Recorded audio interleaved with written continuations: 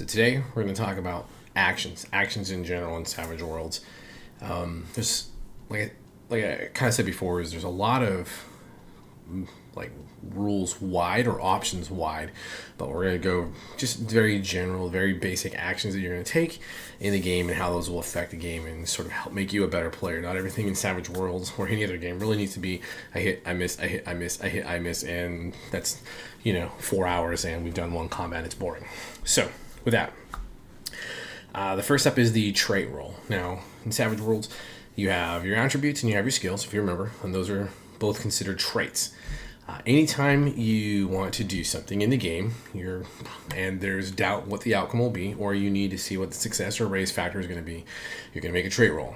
And when you make that trait roll, you're going to roll the trait die type along with the wild die, which is a d6. So let's say you have a fighting of d8, and then you got your wild die, which is a d6. You roll the 2 dice, and remember, they are comparative. They're not additive. So you're looking to see which one is the higher result. If they roll the maximum result possible, so 4, 6, 8, 10, or 12 respectively, you're going to roll it again, and you add that new number to the initial number that was rolled. So if you roll a 6, you roll it again, and then you say you roll 2, that's a total of 8. And what you're doing is you're looking for, in general, a 4 or better to get a success.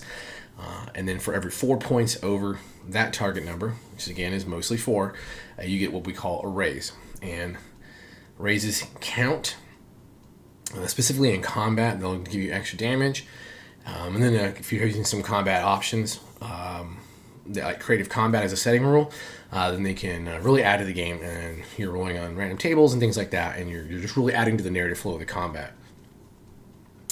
Now, 99% of the time, the target number is a 4. What you're really looking at, like for fighting, your target number is whatever the parry of the target is, and then when you roll damage, you're going to compare that to the toughness, and you have to meet or exceed the toughness. And then it's meet or exceed, and then every 4 points over that, then that's your raise. So that's the basics of the trait roll.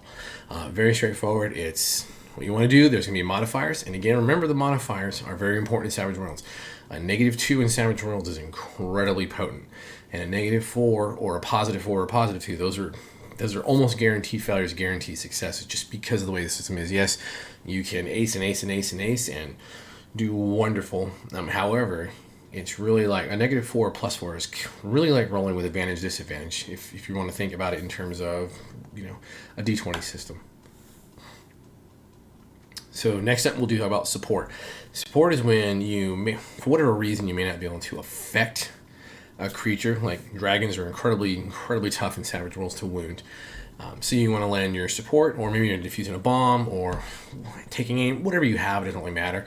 Your support roll, you're going to roll a trait die that makes the most sense to the situation. So if it's defusing a bomb, you might roll electronics, or say repair. Maybe you're a demo expert, and that's your repair skill is oriented towards EODs type stuff.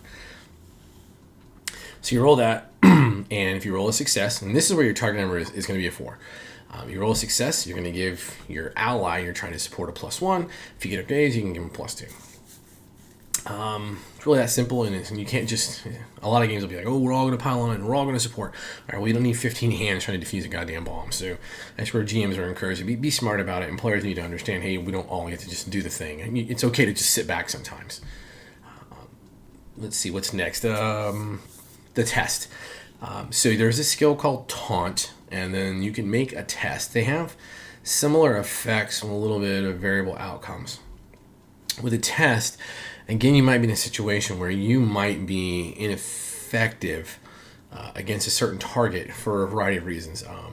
I played a character Con, and she was Pacifist Major, which means just about no harm can come to a sentient creature. But I could roll tests like nobody's business. So what you're looking at in a test is where you get to get creative. So you can use any skill that you can think matters and how you're going to use that skill. And then that skill your skill is going to be opposed by the actual attribute that corresponds to the skill. So say if let's say the fighter is going at it with an ogre and I can't get to the ogre for whatever reason, I just can't do it. So I might use shooting and fire an arrow to get the ogre's attention, and I roll that, and it's a 4 or better for success. And then you can get a raise, and this is where a raise really counts for a lot. So if you succeed, you get a choice. You can make the creature distracted, which means they're at a -2 to all actions until the end of the next turn, or you can make them vulnerable, which is going to give all of your allies a +2 against them. So it depends on what you need. If your allies need a boost, awesome. If the creature just really needs to be taken down a peg, awesome, you can do that. You choose one of those. If you get a raise, then you get to shake the creature as well. So that really adds to that combat effectiveness. The last basic type of action you're going to take is run. And we talked about this before. In Savage Worlds, you have a pace, say 6 average, and you have a run die, which is normally a D6. And yes, they can fluctuate up and down, depending on your size and a few other parameters. But when you run in Savage Worlds, it's always random how far you can make it. There's never a set distance, and that's because they want to sort of approximate the unpredictability of combat. So you roll your d6. It does not ace. It's one of the rare times the die does not ace. And you add the number rolled to your current pace. So your pace can be anywhere, say on average if you're running, from 7 to 12, and those are going to be squares. So that lets you go, you can cross distances, and you can still take actions when you get there. But when you run, it's a -2 to everything that follows after that, just because of the exertion getting there. So you have to remember that, especially if you're going to do multi-actions, which we're going to talk about next. So in Savage Worlds, you can do up to 3 actions per action sequence or phase, or your turn, basically. And if you do 1, you fight. You can do fight, or you can do fight, or fight, shoot, athletics. There's any combination you can think of. You can cast the same power 3 times. It's whatever you want to do is the limit. Where it comes down to it is, and yes, there are edges that will offset some of these, but that's a different discussion. You really need to fine-tune the edges, like 2-gun kid, 2 weapons, 2-weapon fighting, ambidextrous, things like that. But for basics, if you do multi-action, say you do 2 actions, it's a -2 to both actions. If you do 3 actions, it's a -4 to all actions. And let's say now you run, now you're looking at -4 to 2 actions and -6 to all actions. So it begin to compound. Yeah, bennies can help out. We're going on a joker. Certain powers, boosting traits, lowering traits. It depends on what you want to do, but there are ways to do it. But you can just run wild in Savage Worlds. Yes, I'm aware Pathfinder in 2nd edition stole this from Savage. Just kidding. Whatever. But it is what it is. We talked about running. Just is what it is when you need to get somewhere fast in a hurry. They have free actions in the game. Those are normally things like shouting something, drawing a blade, dropping a weapon, things like that. And the GM, it's whatever makes most sense to the narrative at the moment is where you can start to really, kind of play with these a little bit. Just don't deviate too much. Sometimes you'll see like limited free actions, and those are usually like Pathfinder for Savage Worlds. They have things, hey, you can, like certain class edges have a special ability that you can do once and then go on about your day, and it's just no harm, no foul. There's no penalty to it. It doesn't really count as an action, but you can't just keep doing you. You're limited in how many times you can do it.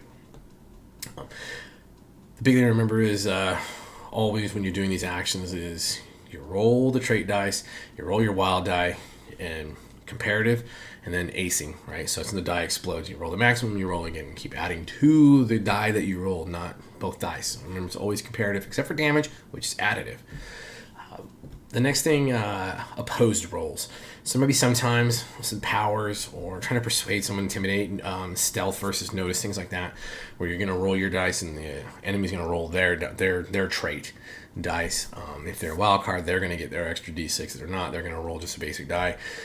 This is where normally players will roll first, and you can ask them, hey, are you happy with that? And then you can make that roll, and some players want to spend bennies galore and try to get as high as possible, because obviously it's an opposed roll and you're going to have to go to it. And then how the opposed roll will work is sometimes the success in the race can count with that too. So you're looking at meeting target number and then exceeding it. Comes into play a lot in mass combat as well, when you're doing battle skill versus battle skill for like your army commanders. And the last one we'll talk about are the group rolls. You normally see these From the GM's perspective, sometimes you can see it from allied extras for the players. But say you got a group of 4 goblins and some 4 goblins and 4 goblins, and you don't want to have like 35 goblins in combat. So you're going to divide them into things that make sense, like groups. So say you'll take 4 goblins, and these 4 goblins are attacking the barbarian, or they're attacking the space marine, or whatever you have. So then you're going to roll, and they're not wild cards. So they're normally you have to roll 4, like say fighting d6.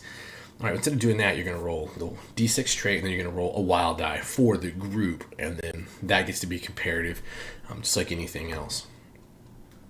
And then always remember, critical failure, if you roll double ones on a trait die under normal conditions, you do not get to re-roll those with a Benny. You have to suffer the consequences of critical failure, and spell casting, critical failure has a lot of consequences. And then they're firing guns into melee or into a crowd that they can have a bystander effect. I'm trying to think of what else. Those are the really big ones. There's a setting rule where you can just get rid of that. I think that's really the big thing on actions and the action rules and how they work. So until next time, stay savage.